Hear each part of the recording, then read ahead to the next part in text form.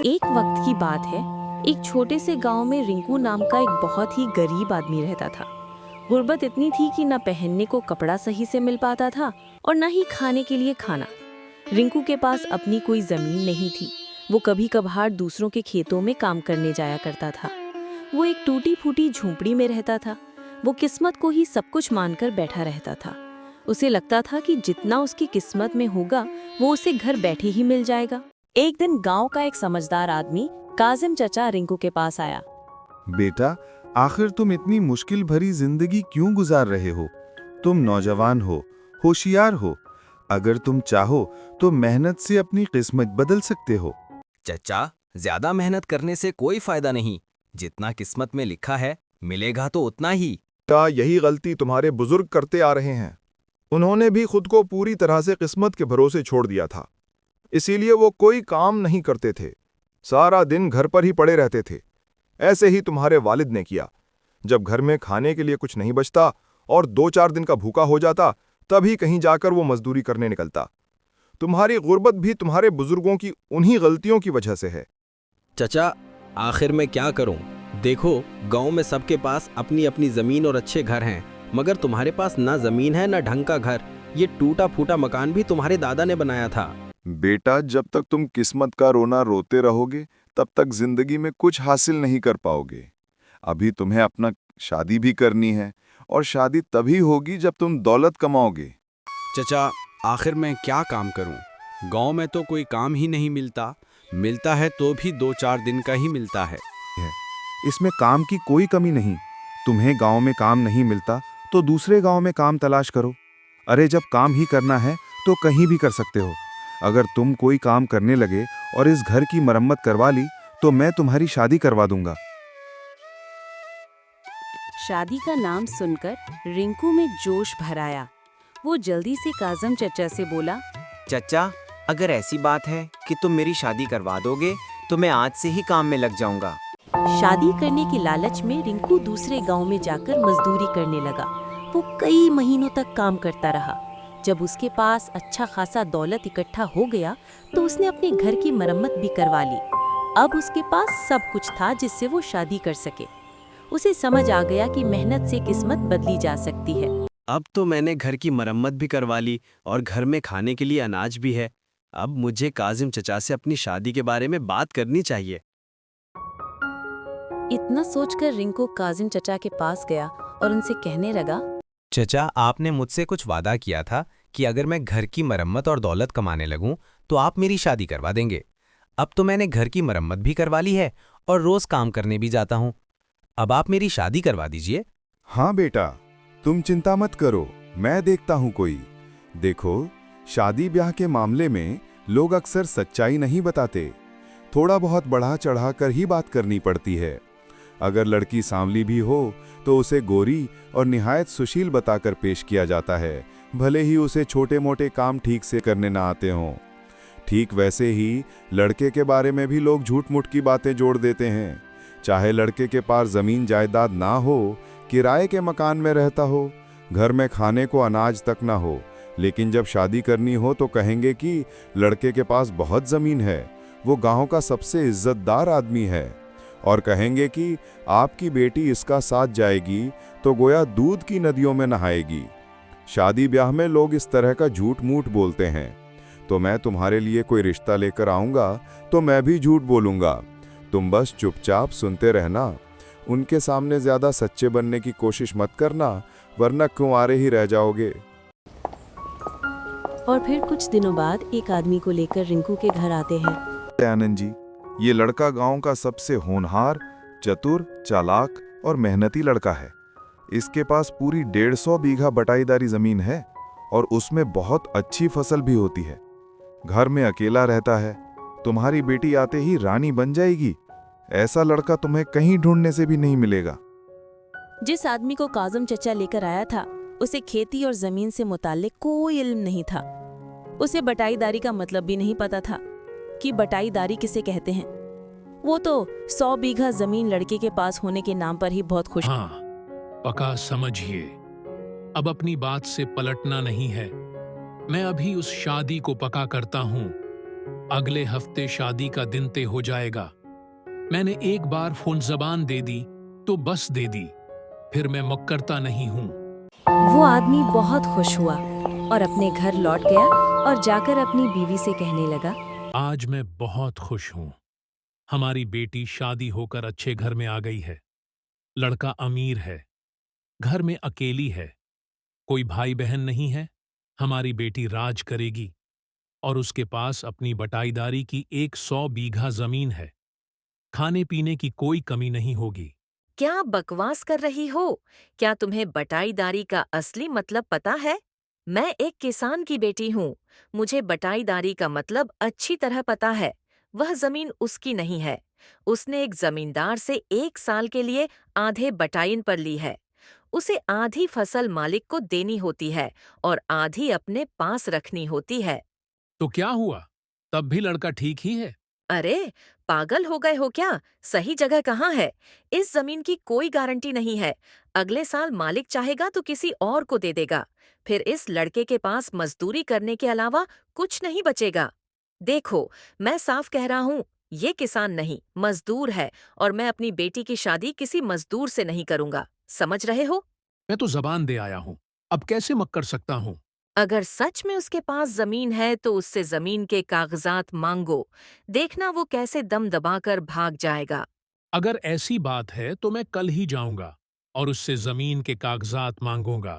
अगले दिन सुबह दयानंद रिंकू के घर पहुंच जाता है। दयानंद को अपने घर देखकर रिंकू जल्दी से काजम चचा को बुला लाता है। लगता है बात जम गई, आप जुबान के पक्के निकले। चलो अब शादी की बात आगे बढ़ाई जाए। मैं अपनी जबान का पका हूँ, वादा करके मुकरता नहीं, लेकिन आप भी अपने वादे पर टुके रहिए। अब आप मुझे लड़के की जमीन के कागजात दिखा दीजिए ताकि साफ हो जाए कि लड़के के पास 100 बीघा जमीन है। भाई, आप शायद ठीक से समझे नहीं। अभी लड़के के पास बटाईदारी के खेत हैं, लेकिन आप चिंता मत कीजिए, ये जल्दी ही वो जमीन खरीद लेगा। मुझे मूर्ख समझते हो क्या? अरे मजदूर के पास इतने पैसे नहीं होते कि दाल रोटी के साथ सब्जी भी खा ले, और तुम कह रहे हो कि ये जमीन खरीद लेगा, वो भी मजदूरी से। मैंने अपनी आंखों से देखा है, मजदूरी करने वाले जिंदगी भर खेत में पसीना बहाते रहते हैं, लेकिन सिख का एक दिन भी नसीब नहीं होता। शर्म नहीं आती? तुम्हें ऐसे झूठ बोलकर मुझे फंसाना चाहते हो? कान खोलकर सुन लो, मुझे अपनी बेटी का शादी तुम जैसे अमकारों बान के यहाँ नहीं करनी। अब मैं अपनी बेटी का शादी शहर में करूंगा। तुम गांव वाले धोखेबाज होते हो। इतना कहकर दयानंद वहां से चला गया। आपको झूठ बोलने की क्या जरूरत थी? झूठ से रिश्ते बनते नहीं बल्कि बिगड़ते हैं। आपने सब कुछ बर्बाद कर दिया। अब यहाँ मेरे लिए कुछ नहीं बचा। झूठ बोलने से शादी की बात बिगड़ जाने की वजह से रिंकू का मन टूट गया। अब उसका काम में भी मन नहीं लगता था। जहाँ भी काम करने जाता ढंग से मेहनत नहीं करता। लोग इसे नाराज होकर इसे काम से निकाल देते। मजबूरी में वो फिर से अपने गांव से निकलकर आसपास के गांव में काम ढूंढने निकल पड़ता है, लेकिन वहां भी मन लगाकर काम नहीं करने के सबब निकाल दिया गया।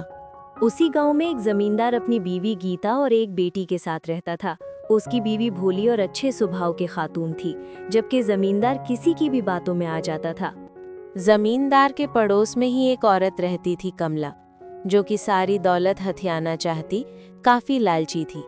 उसके मन में गीता के खिलाफ बहुत हसद थी और वो जमींदार भी थी। यह गीता अपने आप को समझती क्या है? जमींदार से शादी क्या हो गई? ये तो अड़ने लगी है, उसका कुछ करना पड़ेगा। एक दिन जमींदार किसी काम से दूसरे गांव की तरफ जा रहे थे, तभी उसे वो औरत रोक लेती है। तुम्हें पता है गीता से शादी करके तुमने कितनी बड़ी गलती की? वो गीता बहुत ही नीचन औरत है। तुम्हारी शादी से पहले वो दूसरों के घरों में काम करती थी और अब तुम्हारे पैसों के लिए उसने तुमसे शादी कर ली है। तुम्हारे बाहर जाने के बाद तो वो बहुत फिजूल खर्ची करने लगी है। यकीन मानो तुम्हें उसे छोड़ देना चाहिए और दूसरी शादी कर लेनी चाहिए। लेकिन अब मैं उसे कैसे छोड़ सकता हूँ? हमारी एक बेटी भी है। मेरे पास एक मंसूबा है जिससे न तो आपकी बेटी रहेगी और न आपकी बीवी। जमींदार उस कमला के बहकावे में आ जाता है। वो गीता के लिए जमींदार के मन में नफरत पैदा कर देती है और कमला के मंसूबा को बड़ी ध्यान से सुनने लगता है। जब वो बातें कर ही रहे थे तभी गीता भी वहीं आ जाती है और उनकी बातें ध्यान से सुनने लगती है। उनकी बातें सुनकर गीता काफी घबरा जाती है क्योंकि कमला उसे और उसकी बेटी को जलाने की साजिश कर रही थी। अब मैं क्या करूं? ये लोग मुझे छोड़ेंगे नहीं। मुझे कैसे भी करके अपनी बेटी को लेकर यहाँ से निकलना होगा। इतना कहकर वो अपनी बेटी को लेकर उसी वक्त घर से भाग जाती है और जंगल की तरफ चली जाती है और वहीं झोपड़ी बनाकर रहने लगती है। रंको के हालात इतने बिगड़ गए कि उसके भूखे मरने की नौबत आ गई। वो एक दिन बैठे बैठे सोच रहा था, अब यहाँ मेरे लिए कुछ नहीं बचा, न काम न इज्जत, बस घर के नाम पर ये टूटी फूटी झोंपड़ी है। यहाँ इस तरह रहने से अच्छा होगा कि अब शहर चला जाऊं, शायद वहाँ कुछ काम मिल जाए। काफी सोच विचार के बाद रिंकू दूसरे दिन अपने घर से शहर के लिए निकल गया, लेकिन उसे शहर का रास्ता पता नहीं था।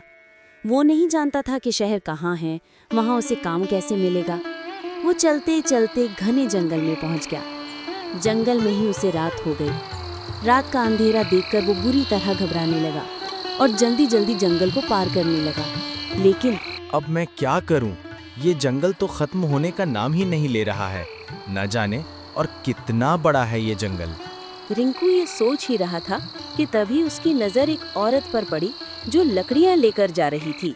ये देखकर रिंकू की जान में जान आई। जरूर ये औरत इस जंगल में रहती है। अब रात में मैं इस औरत के घर ठहर सकता हूँ। भले ही ये मुझे खाने के लिए कुछ न दे, लेकिन रहने के लिए आसरा तो जरूर दे सकती है। रिंकू चुपचाप उस औरत के पीछे चलने लगा। कुछ दूर चलने के बाद रिंकू ने देखा कि जंगल में एक छोटा सा घर है और उस घर के बराबर में एक छोटी सी झोंपड़ी है। औरत ने लकड़ियों को झोंपड़ी में रखा और खुद घर के अंदर चली गई। रिंकू जल्दी उस औरत के पास गए। अरे कौन हो तुम और यहाँ कैसे आना हुआ? आज से पहले कभी किसी नौजवान को इस जंगल में आते नहीं देखा। काकी, मेरा नाम रिंकू है। मैं बहुत गरीब आदमी हूँ। मुझे गांव में कोई काम नहीं मिल पा रहा था, इसीलिए मैं शहर में काम की तलाश में जा रहा हूँ। लेकिन मुझे शहर जाने से पहले ही जंगल में रात हो गई है। आपको इधर लकड़ियों के साथ आते देखा तो मैं आपके पीछे पीछे आ गया। क्या आप मुझे रात भर के लिए अपने यहाँ ठहरा सकती हो? मैं तुम्हें जानती पहचानती नहीं हूँ, इसलिए मैं तुम्हें अपने घर में नहीं रोक सकती और ना ही मेरे घर में तुम्हारे रहने के लिए जगह है। इसलिए अच्छा यही होगा कि तुम अपने रहने के लिए कहीं और जगह तलाश करो। काकी, इस जंगल में मैं और कहाँ जगह तलाश करूं? मुझे नहीं लगता कि कोई और भी इस जंगल में रहता होगा। काकी, अगर आप कहो तो मैं लकड़ियों की झोपड़ी में रह लूंगा। क्या तुम मुझे मूर्ख समझते हो जो तुम्हें लकड़ियों की झोंपड़ी में रहने दूं? मैं तुझे जानती नहीं, पहचानती नहीं। तेरा क्या भरोसा? तो मेरी लकड़ियों को चुराकर भाग गए तो? इसलिए मैं तुझे लकड़ियों की झोंपड़ी में नहीं रख सकती। काकी, ऐसा मत कहो। मैं चोर नहीं हूँ। मैं तो बहुत भला और ईमानदार आदमी हूँ। अगर आप मुझे यहाँ नहीं रहने दोगी तो मैं कहाँ जाऊँगा? जंगल में मुझे जंगली जानवर खा जाएंगे। जंगली जानवर खा जाएंगे तो इसमें मैं क्या करूं? जंगल में तो रोज ही खौफनाक जानवर भेड़, जिन, तूर और आदमी को मारकर खाते रहते हैं। अब मैं सभी को बचाते थोड़ी फिरूंगी। तू यहाँ से चला जा, मरे या जिए मुझे उससे कोई मतलब नहीं। उस औरत की बात सुनकर रिंकू समझ गया कि ये औरत बहुत बेरहम औरत है। उसको किसी से कोई फर्क नहीं पड़ता। जानवरों के बीच रहते रहते खुद भी जानवर जैसी हो गई है। ये मेरी माँ जैसी है। कोई जवान तो है नहीं कि मेरे से किसी छेड़छाड़ का खतरा हो। मगर नहीं, शायद ये बुढ़ापे में अपने आप को जवान समझ रही है। बुढ़िया का विचार बदल दागर ये मुझे अपने घर में एक रात ठहरने की इजाजत दे देती तो इसका क्या बिगड़ जाता? आखिर रात भर की ही तो बात है।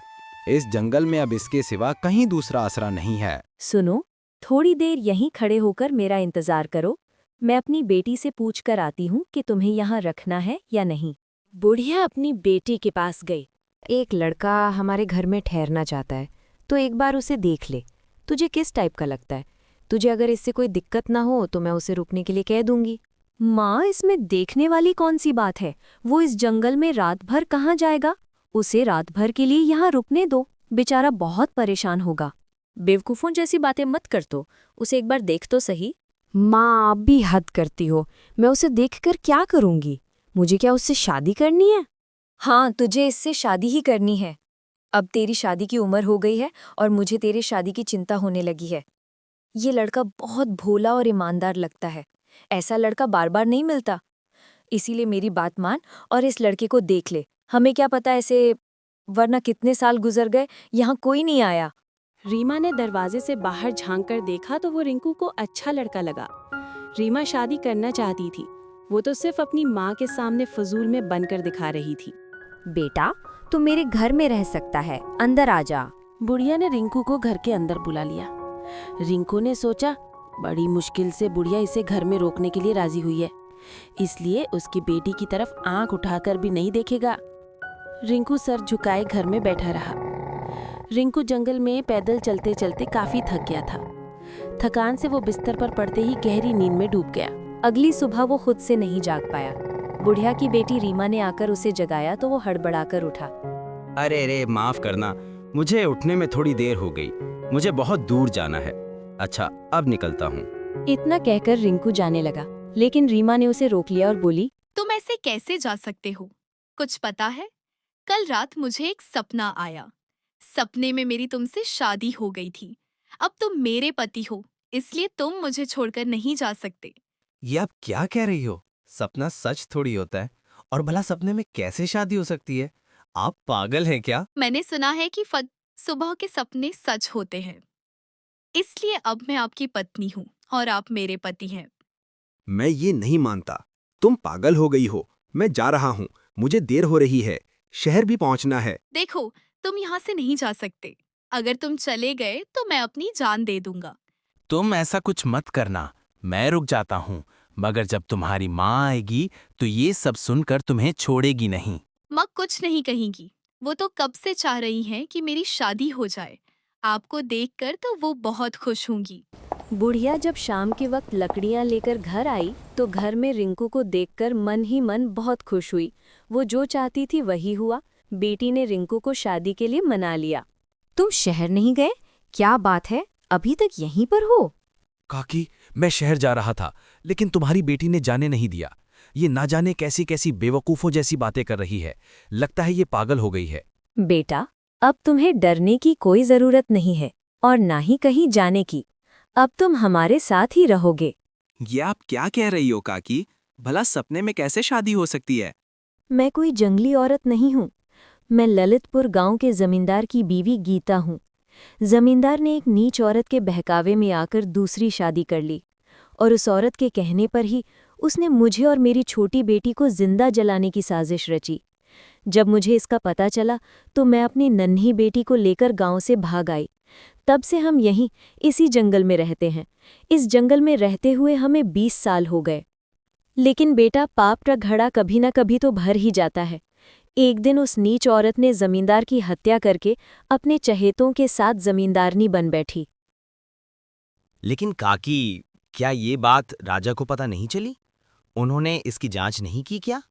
बेटा, उसने खुद ही राजा के पास जाकर जमींदार की हत्या का मामला दर्ज कराया ताकि किसी का शक उस पर ना जाए। लेकिन राजा के मुखबिरों ने सब पता लगा लिया, जिससे सारे राज खुल गए। असली कातिल वो नीच औरत ही निकली। अब राजा के सिपाहियों ने उसे पकड़ लिया है और जल्द ही उसे फांसी हो जाएगी। लेकिन ये सब आपको कैसे पता चला? आपने तो कहा ना, यहाँ इस जंगल में कोई नहीं आता है। ये सब जब मैं लकड़ियां काट रही थी तब हमारा पुराना वफादार नौकर मुझे ये खबर देने आया। बेटा, जमींदार लाख बुरे थे, मगर मरने से पहले उन्होंने सारी जमींदारी अपनी बेटी रीमा के नाम कर दी है। अब जमींदार तो रहे नहीं जिससे अब पूरी जमीन हमारी है। कल हमारा नौकर हमें लेने आएगा और हम अपने घर लौट जाएंगे। रीमा तुम्हें अपना शौहर मान चुकी है, इसलिए अब तुम उसके शौहर हो। काकी, आप सचमुच बहुत बड़े दिल की औरत हैं। इस दुनिया में कैसी कैसी खवातीन होती हैं। कोई शौहर के लिए अपनी जान की कुर्बानी भी कर देती है और कोई लालच में अंधी होकर सब कुछ बर्बाद कर देती है। बिल्कुल बेटा, यही तो दुनिया है। इसमें भली औरत भी रहती है जो अपने शौहर के लिए सब कुछ निछावर कर देती है, और कुछ औरतें सिर्फ दौलत से मोहब्बत करती हैं। उनके लिए शौहर खिलौना होते हैं। जैसे बच्चा रोज नया खिलौना बदलता है, वैसे ही वो रोज शौहर बदलना चाहती हैं। लेकिन इंसान का दिल कभी न कभी पछतावे से भर जाता है। मेरे शौहर जमींदार ने भी गलती की थी, मगर शायद मरते वक्त उन्हें शर्मिंदगी हुई हो, तभी तो उस नीच औरत से छुपकर बेटी के पास ना रहते हुए भी सारी जमीन रीमा के नाम कर गए। अगले दिन रिंकू, गीता और उसकी बेटी रीमा के साथ जमींदार की हवेली में चला गया और रीमा जमींदारनी बन गई। इसके बाद रिंकू अपनी बीवी और बुढ़िया के साथ खुशी खुशी रहने लगा।